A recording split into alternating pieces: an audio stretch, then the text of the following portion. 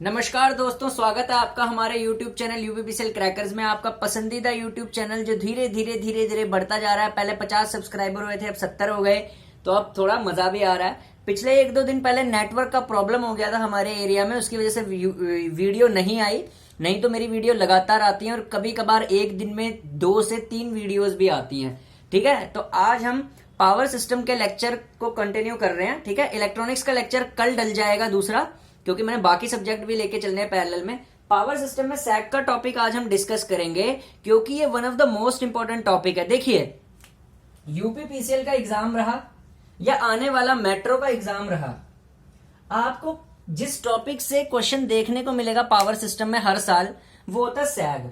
अब सैग पे question attempt करते हुए ना सबसे ज्यादा गलती होती है बच्चों के पावर सिस्टम में, क्योंकि टॉपिक ऐसा है कि अगर आपने इसकी बारीकियों को नहीं समझा तो आप क्वेश्चन कर नहीं पाते। अब ये बारीकियां कैसे समझेंगे? देखिए, सैग का सबसे पहले मतलब क्या होता है समझिए, और सैग क्यों दिया होता है। अब भाई आशीष गौड़ जब पढ़ा रहा है चैनल पे, तो आशीष गौड़ डायरेक्टली तो कोई चीज पढ़ाता नहीं है, पहले तथ्य समझाता है। अब सबसे पहले कि ये जो सैग सैग है, ये बोलते किसको है और ये सैग देने की जरूरत क्या होती है। अब जरा ध्यान से समझिए, ये 2 टावर्स हैं। ठीक है, ये है टावर 1, ये है टावर 2।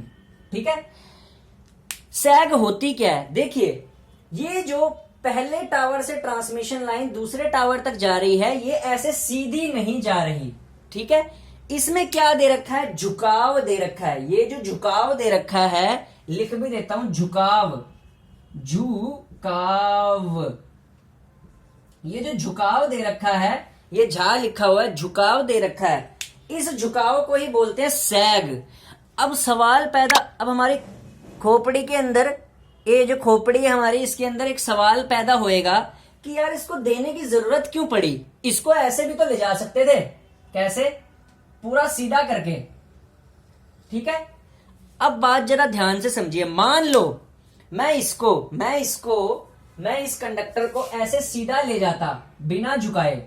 अब देखिए, ट्रांसमिशन टावर एक दूसरे से बहुत ज्यादा दूर होते हैं। ठीक है, मान लो इनके बीच का डिस्टेंस बहुत ज्यादा है, ह्यूज डिस्टेंस है। ठीक है, ह्यूज डिस्टेंस है।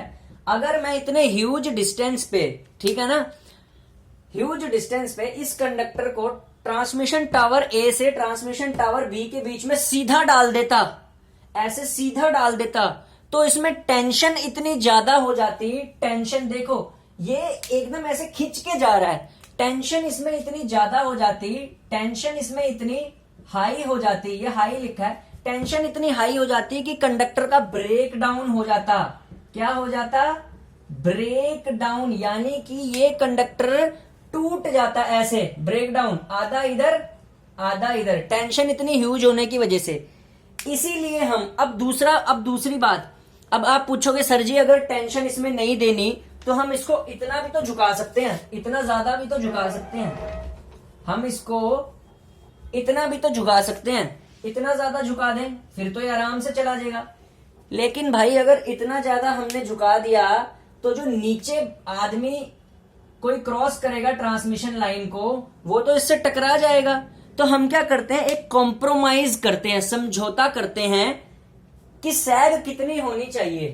तो ग्राउंड क्लियरेंस को देखते हुए जो समझौता किया जाता है वो होती है सैग। ठीक है, कि कितना झुकाव दें। ठीक है, ध्यान से समझिए, ग्राउंड क्लियरेंस को देखते हुए टावर के बीच में, 2 टावरों के बीच में, ट्रांसमिशन टावर के बीच में कंडक्टर को कितना झुकाया जाए, उसको बोलते हैं सैग।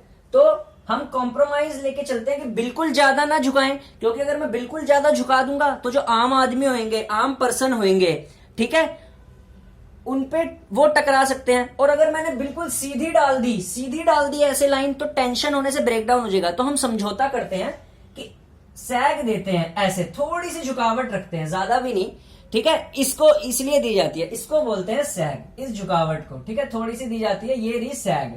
ठीक है, ठीक है, सैग। अब इसको तो बोलते हैं सैग। अब देखिए,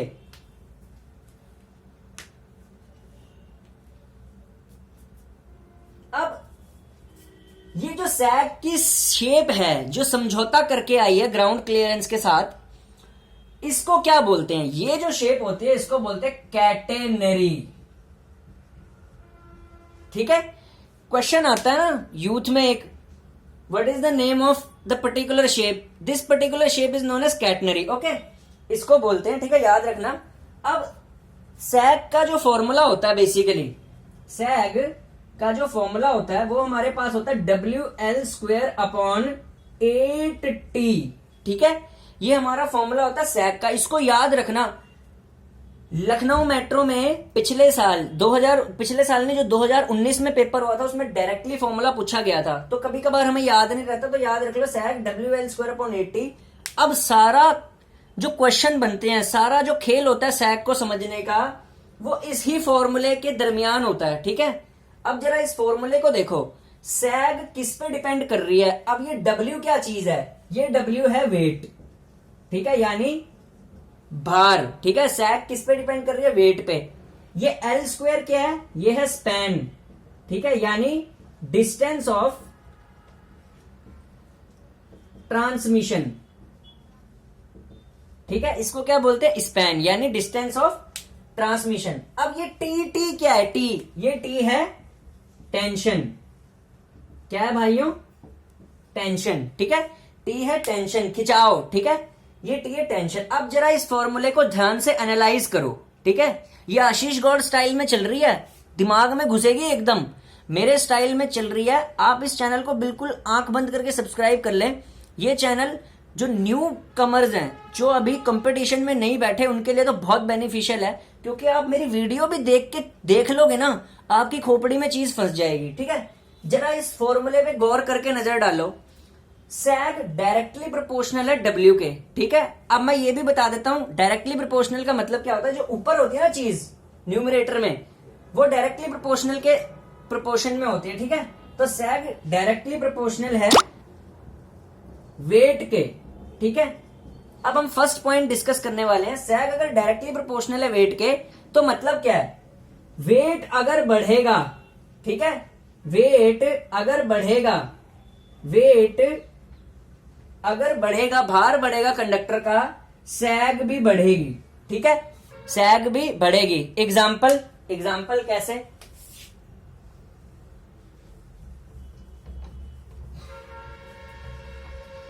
अगर मैंने टावर के बीच में कंडक्टर भारी रख दिया, तो अपने भार की वजह से वो नेचुरली झुक जाएगा, ठीक है।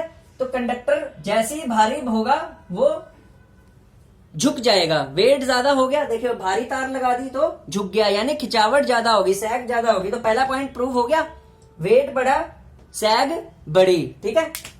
अब दूसरा पॉइंट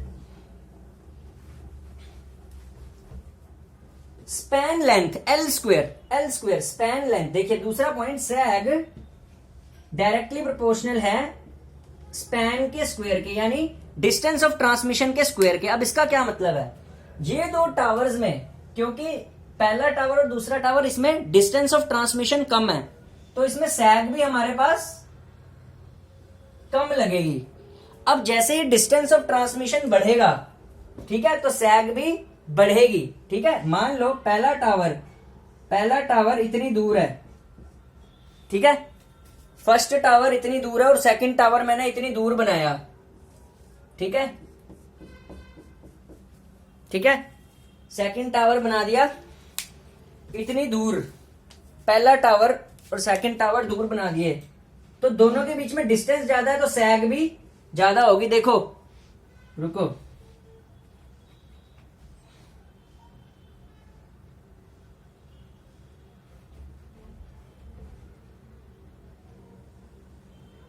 ठीक है, क्योंकि डिस्टेंस ऑफ ट्रांसमिशन यहां पे बढ़ गया है, तो कंडक्टर की झुकावट भी ऑटोमेटिकली बढ़ गई, पिछले वाले से इसमें ज्यादा झुक के जा रहा है। देखो,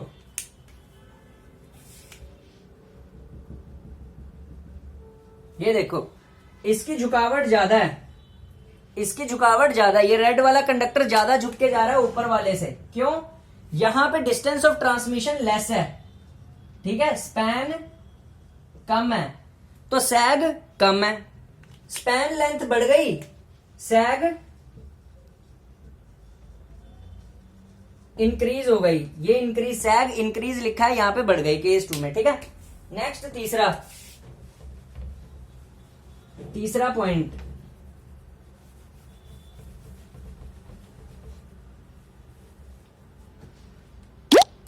सैग इनवर्सली प्रोपोर्शनल है टेंशन के। देखे, सैग इनवर्सली प्रोपोर्शनल है टेंशन के। टेंशन बढ़ेगी, सैग घटेगी। ठीक है, ऑब्वियसली बात है। यही एग्जांपल क्लियर करा देता हूं। ये तार है, ये तार हैंग कर रही है, क्यों? इसमें टेंशन कम है। अगर मैं इसकी टेंशन बढ़ा दूं, यानी इसका खिंचाव बढ़ा दूं, तो खिंचाव कैसे बढ़ा सकता हूं? अगर मैं इसको सीधा लगा दूं, सीधा इस तार को मैंने डिस्कनेक्ट करके ऐसे सीधा लगा दिया, अब इसकी क्या बढ़ गई? टेंशन। टेंशन बहुत ज्यादा हाई होगी, तो सैग बिल्कुल मिनिमम होगी। देखो यहां पे मिनिमम सैग होगी। ठीक है, तो टेंशन जैसे जैसे बढ़ती है, टी जैसे जैसे बढ़ता है, ठीक है, सैग वैसे वैसे घटता है। ठीक है, तो आपको सारा समझ में आ गया होगा। ये तो फैक्टर्स अफेक्टिंग सैग था। इसके बाद हम पढ़ेंगे सेफ्टी फैक्टर नेक्स्ट लेक्चर में कितना चाहिए होता है सैग के लिए, और फिर हम पढ़ेंगे कि डिफरेंट डिफरेंट टाइप्स के पोल्स के लिए क्या क्या स्पैन होता है, और